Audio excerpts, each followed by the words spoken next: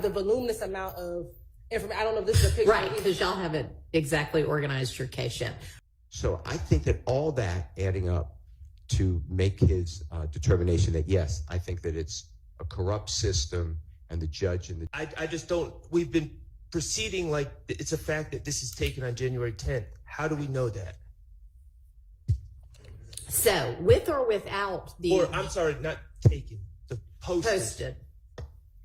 What's your basis for asserting that it is posted on January 10th? I don't know when we've asserted that in trial. This is a picture that we served. It has the January 10th date on it. I don't believe I have ever communicated that we believe or disbelieve that this was taken on January 10th. I think our understanding, and I'm just confirming, is that we believe the picture itself was taken prior to the 10th, but it might have been posted. I understand. But whether or not it was on January 10th or how this date arises. Okay, well, number one, you need to figure out why that January 10th is on there. And number two, if it wasn't posted on January 10th, what's the relevance? We agree, and that's something that if we decided to enter, we would have determined that. I don't know if this is the picture that we were going to enter, so it's the voluminous amount of information. I don't know if this is a picture. Right, because y'all haven't exactly organized your case yet. All right, Mr. Short, they don't know whether they're going to use it or not.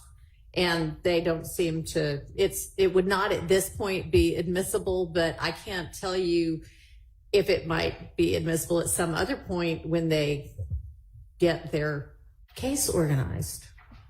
And you're right, it's not about the case not being organized, it's about whether or not we were using this particular piece of evidence. Like there we have a multiple of social media. Right, well, you don't know whether you're using it, and you don't know whether it is relevant. So, because you don't know when it was posted or why you think January 10th is on there. So we just don't know. So, Your Honor, in the previous motion, the state asserted it was posted a couple hours after the killing of Donovan Thomas. So if that is not the case and they cannot assert that, I would ask that this post be deemed inadmissible because it has no relevance and I'm not going to deem it inadmissible because maybe at some point during their case, they'll come up with why they think that. Do you know what motion it was in? Maybe that'll help Ms. Hilton get to the source of. It was argued in front of you. Yeah, I remember that. Okay. I'm trying to remember what brought it up. Maybe it was Ms. Love. I don't know. Maybe you need to speak with co-counsel. Yes, I'm trying to. I believe we were going through the proposed exhibits upcoming, and I brought that up. But yeah, you brought it up. I don't think we have gone through much social media yet. So I think you brought it up, and they said, but I don't remember who the they was over there at the time. I don't believe it was me. Okay, well, maybe check with Ms. Love. But I think it's going to be several hours, if even today, before there's any cross-examination anyway. So maybe we'll know the answer by the time we get to the cross-examination portion of the case. Also, that reminds me that with regard to cross-examination, I know, Mr. Steele, you had at one point suggested an interest in cross-examining Mr. Copeland as to everything that went on during the ex parte. And some of that is no longer relevant. So anything, I mean, if you want to cross about things that the state said to him or that he said to the state, that's fine. But we have, I think, both circumvented and the whole coercion issue, and he has now been properly and correctly advised by this court and had the advice and counsel of 3 different attorneys that I know of. So that should no longer be an issue, and so that should no longer be relevant. So I would not permit examination or testimony about that. All right. Well, of course it's okay because you are the honorable court. But I will make an attorney proffer. Okay. Because if you'll accept it, otherwise I could do it with Mr. Copeland. But I respectfully disagree. Okay. Mr. Copeland on the 7th of June 2024 stated, and in my way I understand the law, he doesn't have a Fifth Amendment, but he refused to testify. And Correct. And he used the Fifth Amendment as whatever, his statement. He made it clear to me as a reader of the June 10th, 2024 ex parte meeting that he was not going to testify. He said in court, outside the presence of the jury, that he was pressured. Please check the record with Ms. Winfrey. If he didn't use that word, he would use a similar word. He would never have testified except for that ex parte meeting where Judge Glanville pressured him as well as Ms. Hilton. So I believe that it does go to his state of mind while he started to testify. Your Honorable Court, correctly, in my understanding of the law, told him what is his options and how long he's looking in custody, and told him, I believe, the decision's his. The legal decision, though, will trigger you to have to exercise your discretion and hold him in contempt. So I believe that the jury gets to determine that information. In addition to that, Judge Glanville was with us since January 4th of 2023. This jury is all selected from the very first panel.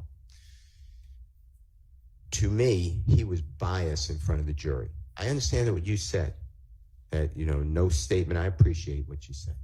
No statement made by the former court disparaging of lawyers should be considered, or whatever the words were. But there's also going to be a jury instruction that nothing that the court says is intimated an opinion. And I disagree in this case with that instruction. I'm going to object to that instruction. And I need the jurors to understand that Judge Glanville, I will make it clear. I will make it clear. I will make it clear I am excluding this honorable court. But Judge Glanville pressured him. And I will argue to the jury that Judge Glanville was biased. And that is admissible because it all happened in front of the jury. And from just Judge Glanville's demeanor, and I'm not here to hurt Judge Glanville. In fact, I like Judge Glanville. But I don't know what happened in this case, but I like him before this case. But the way he conducted himself to people in this courtroom, I've never really seen a judge do. So I want to ask Mr. Copeland, it is very important to me to explain that he was taken against his desire into Judge Glanville's chambers, that he was with Judge Glanville, Miss Hilton, his lawyer. I'll make it all perfect if I don't, you could admonish me and the state can correct me, but I'm not here to snowball anybody. But to say that I can exclude statements of Judge Glanville and, most importantly, the conscious or subconsciousness of this witness, because I believe, and I've not spoken with him, Your Honor. I've not spoken with his lawyer about it. But I believe that Mr. Copeland will truthfully say that he believed that Judge Glanville and the state of Georgia are one. And that comes out when Judge Glanville specifically says, and I don't remember the transcript page right now, but it's something to the effect of, we need your testimony. There's no we. Nobody needs anybody's testimony. If he didn't want to testify, I've had witnesses tell me, I'm not testifying. We subpoena them and come to court. They're held in contempt. There's nothing that the judge can do because the judge can't give immunity, so they can't compel the person to do it. So the person invokes their Fifth Amendment and they just leave. That is unfortunate, but that's a reality. There is no we. So with all that being said, I'm making an attorney proffer that if you prevent me from doing that, and Judge Glanville prevented me already, I'm just telling you, he prevented me from cross-examining Agent Racy. He's an FBI agent on misstatements made by the prosecution, knowing misstatements, knowing the prosecution, it's Ms. Hilton, knew that a gentleman who's the same last name as a court reporter entered an invalid, coerced guilty plea. Judge Glanville stopped me again from getting into the truth of that matter. It's never been corrected. The point I'm trying to make to you is that all came out in front of the jury. So yes, I am going to intend to do, I will follow your rule, obviously, but I intend to cross-examine Mr. Copeland, not only what was said by Ms. Hilton, but what was said by Judge Glanville. I will be respectful. I'm not here to, throw some odd names about Judge Glanville. I will just be very specific. And then if he doesn't answer my questions, I'm stuck with his answer of, I don't recall, or whatever has been going on in this courtroom. But I don't believe that you should limit the cross-examination. I didn't do that. All that to me, that was very hurtful to me. And I don't mean hurtful. I mean, it was offensive to our law. That's how I took that. And I know what you said about it. I know what Judge Krause said about it. I look at it totally differently. I've never had a judge do that. I've done a lot of appeals. I know you've done a lot. I've never read a judge doing that. I've never seen a prosecutor do that. So I think that the jurors are entitled to know, and I think Mr. Williams, because he's the one who, God forbid, gets sentenced if I lose, I think they are entitled to know what caused Mr. Copeland from the 7th to be locked up. The jurors saw that. They saw that. He was testifying. He answered maybe 3 questions, maybe 5. He said, I'm not testifying. He invoked his 5th. The jurors were sent out, and he was gone. Jurors come out, and they're dismissed. He's just not there. We're on a long delay. I think that it is not irrelevant to this matter. I think it is more than relevant. I think it's probative. And this is the actual treatment by the former court and the current district attorneys of this case. Okay, I understand your argument, and I am not making my ruling in any sort of an effort to protect Judge Glanville. I do not believe it is relevant to the issues for this jury to determine. With regard to whether Mr. Copeland's testimony between the 7th and the 10th was, between the 10th and the 12th, was impacted by the ex parte on the 10th. I asked everybody, do we want to do the entirety of Mr. Copeland's testimony over? And everybody said, no, we want what got testified to between the 7th and the 12th at 3 p.m. So y'all had the opportunity to have it all done over, and you chose not to do that.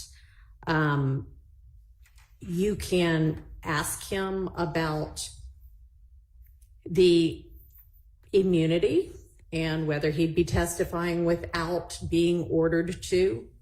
That's fine. But beyond that, the ins and outs of what happened in the ex parte with regard to whether there was a biased judge or not are, in this court's legal opinion, not relevant to these issues. And honestly, even the "we need your testimony," Judge Glanville had made a determination that Mr. Copeland's testimony and compelling that testimony by an immunity grant was in the public's interest. And so the "we" there is Judge Glanville, or can very easily be understood to be Judge Glanville saying "we, the public," and not "we, me, and the state." So I appreciate your proffer, but my ruling stands. Can I just add to that then? Sure.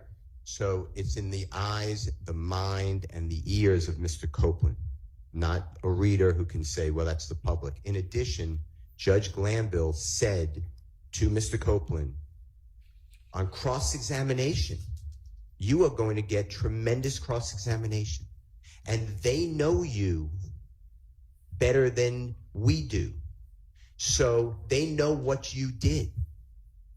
The they, I would ask Mr. Copeland, is referring to Mr. Williams, Mr. Ryan, Mr. Nichols, Mr. Stillwell, Mr. Kendrick, and Mr. Huey. And that presumes guilt. because Mr. Williams does not know the reality that Mr. Copeland has done all this other things, like pull a gun on Mr. Watts that he admitted today, shot into a barber shop that he admitted to on the stand. These are outrageous conducts. For Judge Glanville to make that statement, yes, the jurors should hear about it and the effect of Mr. Copeland. And you are respectfully taking away the opportunity that we are all given. Judge Glanville did this to a witness that's currently testifying. And if you don't realize this, because this is, I think your first witness. This is a big witness. He has been spoken about the entire case. I opened on him. I said that Mr. Copeland killed Donovan Thomas. To remove this, I believe, is going to be under the analysis of, has to be harmless beyond a reasonable doubt, because it's a constitutional violation. So I'd ask you to listen to the remainder of the June 10th, 2015 statement, because he's going to talk about, he already has, and if you can't understand it, the transcript seems to be, in my opinion, fairly accurate, where he talks about Mr. Williams. And if he didn't testify, none of this comes in. I think the jury gets to know that and why he testified. And it was because Judge Glanville held hands with Ms. Unlove and Ms. Hilton, and they coerced this man to testify, pressured this man to testify, whatever his word would be. So I ask you to just, I understand your ruling. I'm going to follow your ruling. I hope I made a good attorney proffer on cross, but those are the topics I would go in. I would not go into, and he also was, by the way, I have, based upon information belief, he wasn't fed and did not drink from Friday when he was held in custody until Monday when he's in that star chamber. So I think that goes to his frame of mind as well. So, and when I say he, I'm talking about Mr. Copeland. And he was put into a jail in DeKalb County where the system was down, at least that's what he was told. He couldn't contact a family member.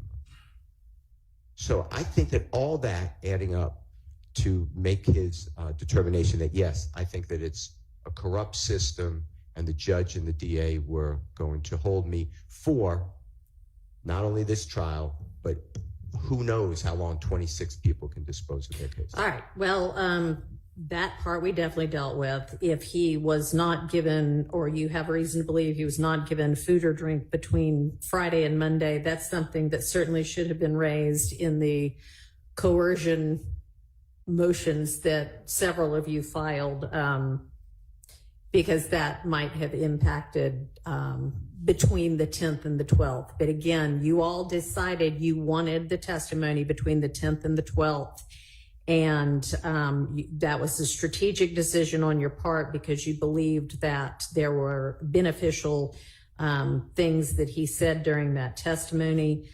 I think that advice that these defendants, through their attorneys, would vigorously cross-examine Mr. Copeland is correct and accurate advice, and that these defendants know him better than the state's attorneys know him or anybody else is not inaccurate as well. If you would like to, understanding the parameters of my ruling, provide some questions that you believe should appropriately be asked, I'm happy to consider those. And it may be that there are, I mean, you can absolutely, again, ask him about the immunity grant and the, even right now, whether he is only doing this because it's avoiding jail for him. That's fine. You could explore that completely. All right. You say it to Mr. Shard all the time, and I always tell him, don't say okay, because it sounds like you're waving it. So no, it's not. By which I mean, all right, do you understand? Not all right, do you accept my ruling? Because I know you will abide by it, but you do not agree with the correctness of it. Yes. And then the last thing I'd like to say, if I may. Yeah. When the Honorable Court said I didn't take up the opportunity to strike the entire testimony from the June 10th to the 12th. That's the law. The law is until that motion is filed of recusal. So I'm following the law, and there were beneficial points. I mean, you just read the transcript where he testified under pressure or not, but that is in the case. So I believe that I have a right to ask him about, those days before you took over, before you gave him the proper admonitions and the correct law. So that's Okay. all. Thank you. So that the record is clear, I am suggesting that obviously the law with regard to the timing once a recusal motion has been granted, what you have to undo. Yes. What I'm saying is if you believed that there was coercion starting at some point earlier than that, based on a lack of food and drink or any kind of treatment like that, then that could have been brought up, and y'all chose not to bring that up or not to make that argument. And you all could have agreed to redo the entirety of the testimony, or you could have asked to redo the entirety of the testimony on the basis of it having been coerced, and I would have considered that. Well, at the time, I was following the court's order, which I didn't think I even needed an order, but that I could cross-examine Mr. Copeland on everything that happened on the ex parte meeting. And that's when I made my ruling, or not ruling, sorry. That's when I said, I don't want it out. In addition to that, I didn't want it out because I want to cross-examine him on why he did it. It's part, why he testified from the 10th to the 12th. That's part of the case, and I think that it goes to the jurors. The jurors are entitled to know who the prosecutors are and who the judge was. And it goes to their bias, their interest in the case, and their motivation on how they are prosecuting this case. So, okay, I don't think that any order that I issued led you to believe that you would be able to, well, it may have led you to believe, but I don't think it should have reasonably led you to believe that you would be able to explore anything about what Judge Glanville said or did during that ex parte. I think that it was clear to me, whether you said it or not, the way I understand the rules, that that's a part of this case, that's a part of this witness, and it comes out on cross or direct examination. The prosecutors can sit here and say now, maybe they're going to do it. I have no reason to believe that they are or not. But Mr. Copeland, we had a misunderstanding on June 10th, and we had a meeting with the judge, and your lawyer was there the whole time. They could do all that as well. But I don't see handcuffing Mr. Williams' lawyer on cross-examination when it is a reality case. Just like Mr. Copeland went out and spoke on a jail call and made statements about things.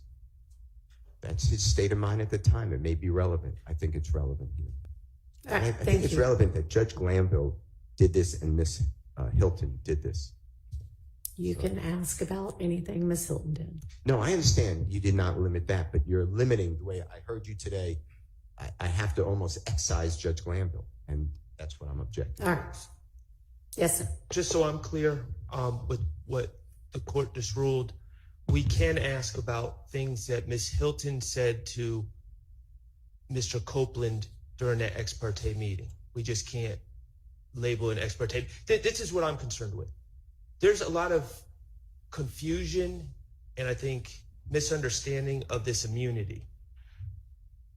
I understand the order that was granting him use and derivative use immunity. However, Ms. Hilton articulated to Mr. Copeland in chambers much more than that.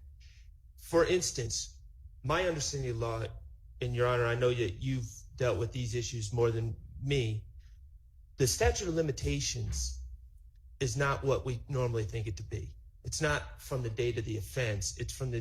It's told if there's no evidence of who committed the offense. Mm-hmm. That's one, the perpetrator has to be known. So Ms. Hilton said, for instance, we'll use the barbershop shooting. Ms. Hilton said, oh, all this stuff is older than 4 years, so you can never be prosecuted. He could be prosecuted for the barbershop shooting. But here's the thing. They would just have to put a tolling provision.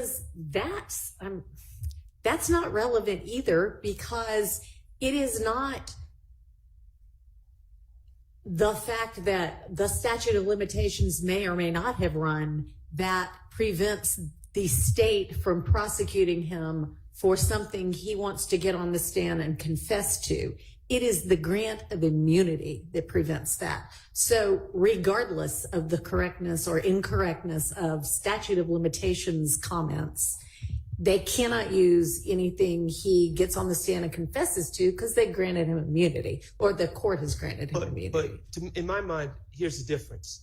The state has made a deal with the, quote unquote, I'm not calling the man the devil, but that's the saying. And there's a difference between them saying, oh, we're giving you use and derivative use immunity versus them saying, we will absolutely not prosecute you.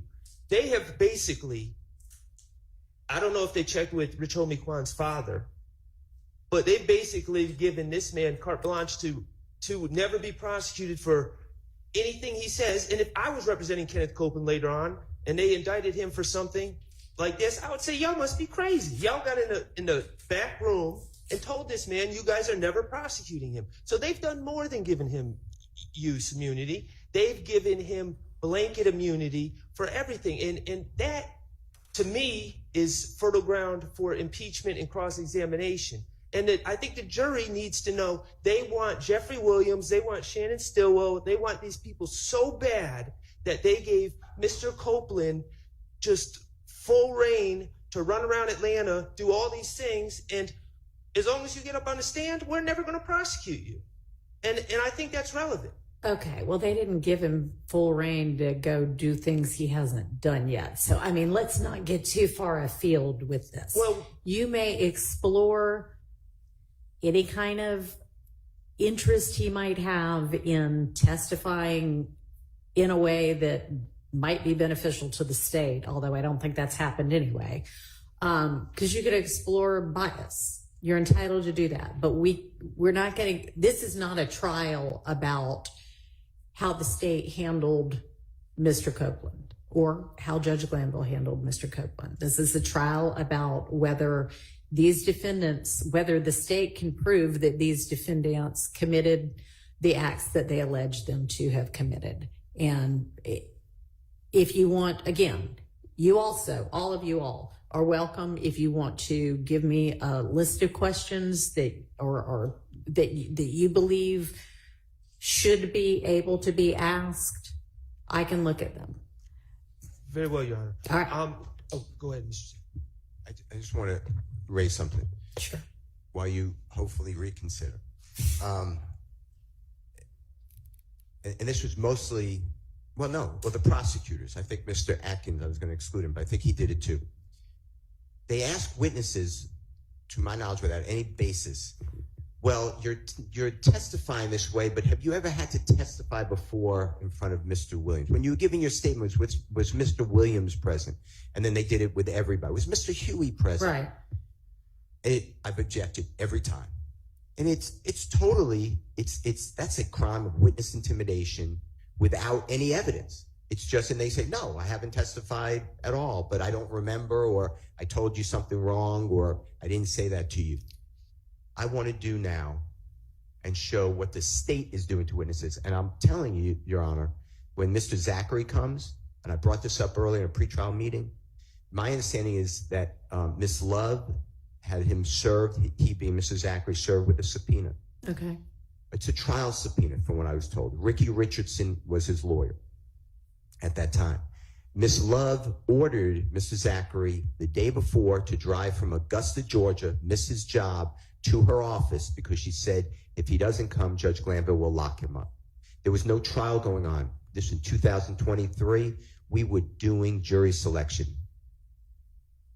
I heard about that, so I raised it to Judge Glanville. This is abuse of power. You don't order somebody to come to your office with the hammer of the judge going to lock you up. Judge Glanville said, put on your evidence. He gave me an opportunity. Everybody said they didn't want to testify, so I didn't call anybody. Ricky Richards, I didn't call anybody, so I forfeited the motion. But my point is, to say that, somehow there's witness intimidation from Mr. Williams et al., I want to show what's really going on, and that ex parte meeting helps illustrate it. I will also ask Mr. Zachary, because I'm confident he'll know. It was not attorney-client privilege because it didn't just come from Mr. Richardson. He told me you can also speak with Mr. Zachary, with Mr. Richardson, and he'll tell you the same. That's all we spoke about, coming to court. And he did come to the courthouse. I'm told that his father met him there too. This could be wrong because I'm not there. And then his father said, the law, there's no trial going on, my son's leaving. So that's what, there was no conversation. Okay.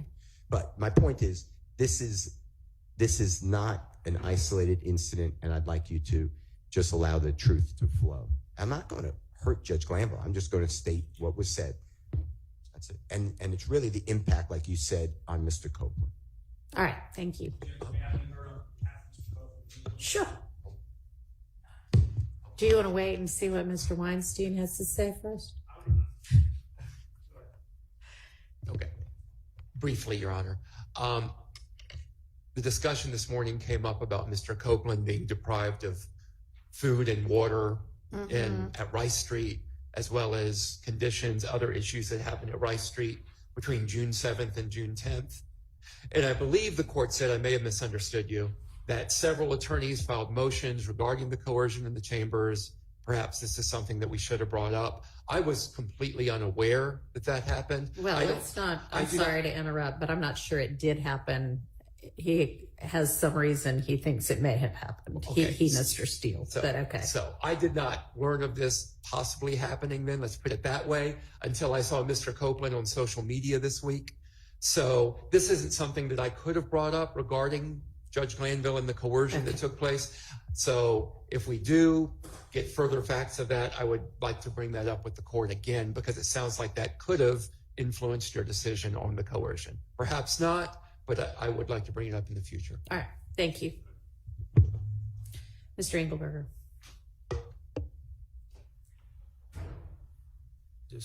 Yes, Judge. I'm a little late to the party, obviously. When we're talking about privileged communications, I understand there may have been a hearing about what was said to or discussed between him and his other lawyer, but as it relates to any communications between my client and I as of August 13th of 2024, obviously I would assume this court understands those would be off the table in cross-examination. All right. As far as I know, there haven't been any hearings about anything that was communicated just between Mr. Copeland and either Ms. Bumpus or Mr. Melnick. There was a hearing about things that might have been said with Ms. Hilton present with Mr. Copeland and Ms. Bumpus. Okay. Yeah, certainly. I understand privilege. Thank you.